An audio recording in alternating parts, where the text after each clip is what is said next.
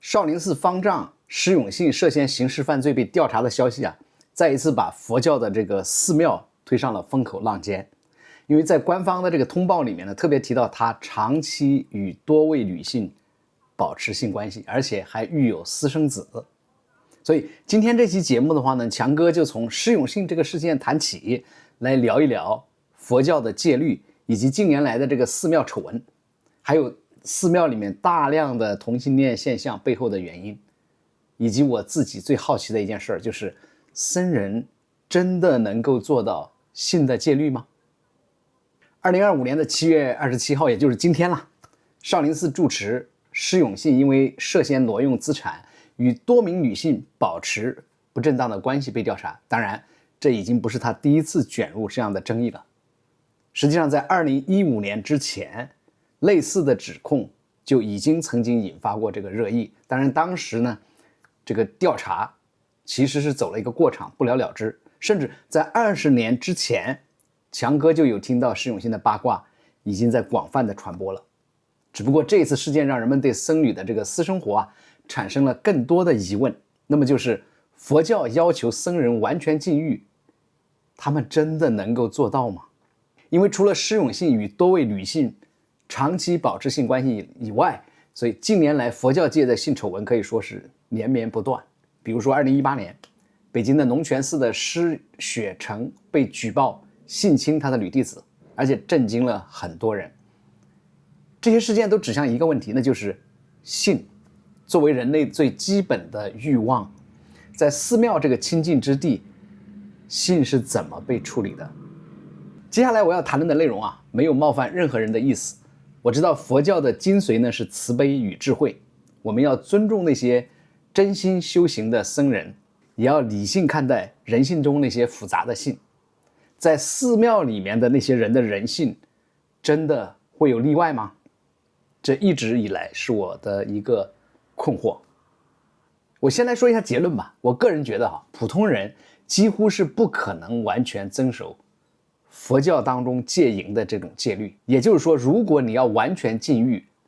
或者说要把自慰也算成性的话，我敢说一个身体健康的成年人几乎没有人能够做到。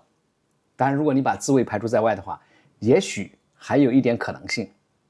因为性是人类最本能的冲动，而佛教的这个戒律要求僧人不仅要避免性行为，甚至连性的念头都要控制。所以这对人性是一个非常巨大的挑战。强哥今年已经40多岁了，我到目前为止，除了一些老人家或者那些无性恋的朋友，我还没有听到一个人敢说他可以完全没有性。哪怕他不跟别人发生性行为，他自己也可能会有自慰或者手淫这样的情况。在性的满足和戒律之间，恕我直言我不太相信一个普通人他的信念可以战胜性的欲望。所以施永信的故事我从来就没有相信过，一次都没有相信过。我对他跟很多位女性发生关系一点也不会觉得吃惊。我甚至认为在现代的佛教当中，不应该要求僧人禁欲，因为有性生活也可以成为高僧大德。性跟一个人的修行的这个能力之间，跟人的品行之间没有任何的冲突。所以接下来强哥讲一讲个人的经历吧。好几年前在我还单身的时候，有人呢要给我介绍对象，他说阿强，我给你介绍一个对象，你看一下这个人的资料。我一打开他的介绍，对方是某省的道教协会的会长。当然我并不吃惊因为可以说也是见怪不怪吧，因为这种人不少但是我的问题是，他都已经做到了这个协会的会长了，还要出来相亲是吧？那些更普通的道士僧人那他们怎么办？所以宗教人士的私生活可能从来就不是像我想象的那么亲近。我认识的好几位同性恋出家人吧，我跟他们都聊过，问他们去了寺庙以后还有没有性方面的经历或者说实践。当然他们都很坦诚地告诉我说有，而且不是更少了，可能是更多了。20年前很多的同性恋朋友还是喜欢去这个线下的聚地，对吧？那时候线下聚地更流行。然后呢就一直听说某个地方有非常多的僧人经常去到线下的同性恋聚地去放松自己，去找这些同类人。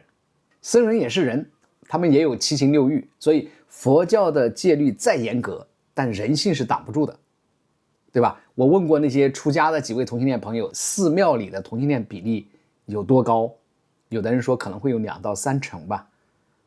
你想，那这个比例就不低了。我没有办法去考证，但是我相信这个比例肯定不会低。有一点是肯定的，同性恋在寺庙里面一直很活跃。所以接下来呢，强哥给大家分析一下我所了解的这个几个原因。第一，原来同性恋在社会当中往往接纳度比较低，尤其是在传统的咱们中国的社会里面，很多人因为性取向，比如说如果你不愿意结婚，也不想跟异性发生性关系的话，你要单身，你就会面临巨大的社会压力，而且呢，你还涉及到养老的问题。所以寺庙作为一个相对封闭、与世隔绝的一个地方，成了一些同性恋朋友的避风港。因为在这里啊，他们不仅可以暂时逃避世俗的评判，能够更自由地做自己，而且当他们老了之后，也可以有养老的地方。第二个就是寺庙通常是那种单一性别的环境，比如说南寺或者立孤庵，那么这种环境呢，反而更容易发生同性关系，也更容易找到同性的亲密关系。相比于异性恋关系，同性关系在寺庙里面反而心理的压力更小，因为它不会导致怀孕的后果嘛，所以就看上去就更加隐秘，也不容易被外界发现。那么第三，从人性的角度来看呢，那么僧侣们长期生活在封闭的环境当中，他的性需求可能是以隐秘的方式表达的，而同性关系在这种单一的性别环境里面很容易藏起来也比我们想象的这种更常见。关于寺庙中的同性恋现象几乎没有直接的学术资料强哥专门去找了一下，都没有找着。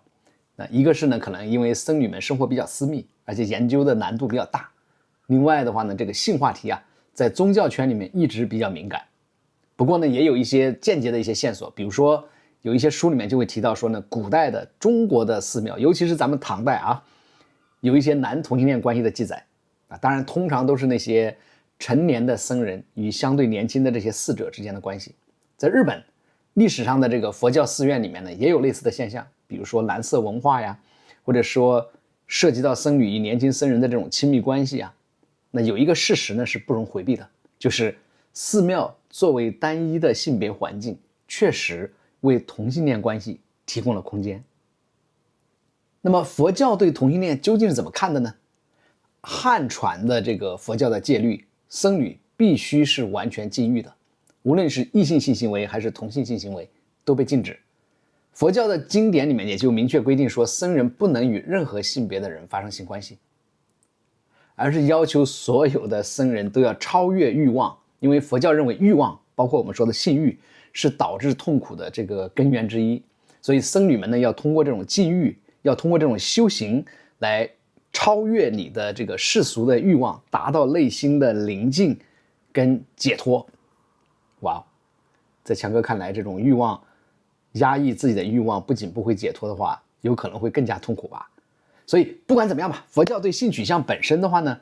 包容度其实是比较高的对性它可能要你禁欲，但是对性取向这个事儿，佛教对性取向本身的包容度其实是比较高的。在西方佛教里面，比如说美国，88%的美国佛教徒认为同性恋应该被接受，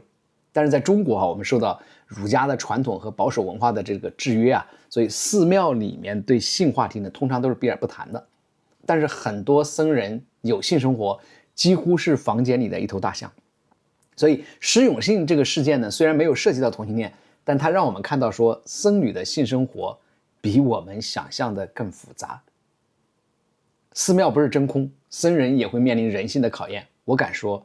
绝大部分人都不可能战胜我们自己的人性。你怎么看寺庙里面的性与同性恋话题？你有没有相关的经历或者故事跟我们分享？欢迎在评论区里面留言，让我们对这个议题有更多的了解。谢谢收看我们本期的节目，我们下一期再见。